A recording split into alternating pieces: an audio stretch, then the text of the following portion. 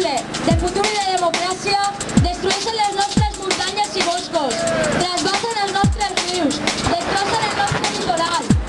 anihila la llengua catalana i les formes de vida tradicionals i perpetuen el sistema patriarcal basat en la dominació dels homes sobre les dones. Som nosaltres qui continuem suportant les càrregues de la reproducció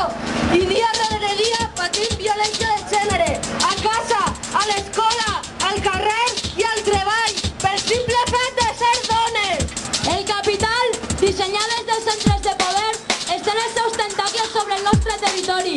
inevitablement sobre les nostres vides, interconnectades en un món injustament globalitzat, en nom del sacrosant lliure mercat. Volen convertir-nos en simples titelles, en autors